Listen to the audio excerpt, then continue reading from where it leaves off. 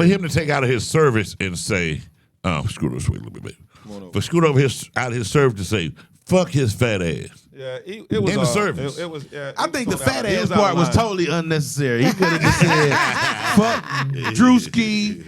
The shit is blasphemous. That's what he should have said. The fat ass part was just overkill.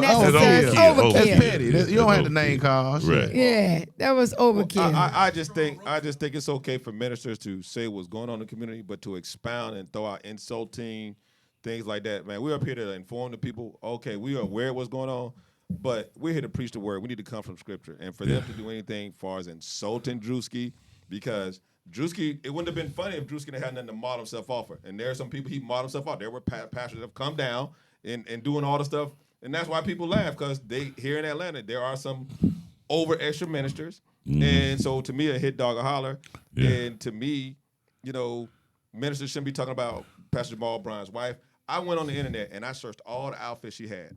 Everything's always been cool. She wore it one time and we lost our mind. And I mean, it's like we act like humans and stuff are just infallible. And for ministers, and even if we don't agree with it, in the Bible, we're supposed to take our brothers behind closed doors and talk with them and say, hey, man, just know next time I'm with you, but let's do it a certain way. But can you take your brother's wife behind closed doors? Right. Talk to her. And be like, hey. Well, no, you don't know. It ain't the brother's wife. If Jamal Bryant's the head, so that's who you address, and he'll address his wife. Yeah. But I still thought, I didn't see anything wrong with it. So you put it to the side and say, Pastor, that outfit your white head on, my dick was hard than a motherfucker. Oh, God. Did you say I'm going to let you stand on that one, Bo. But that would be one way to come to it. But going back to Drewski, man, I mean, Drewski did a sketch off of some ministers that they do it. But I want to say this.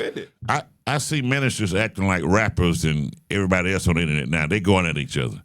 Do you think that is proper place for that is on the internet to go after other ministers and totally unacceptable. Jennings going after Jamal Bryant, Jamal Bryant going after and that's his cousin. They like third cousins or something. Yeah. I mean, but they using the internet to air their laundry. I assume they doing it in their church, but somebody recording it, everything, and you got to know what's going out.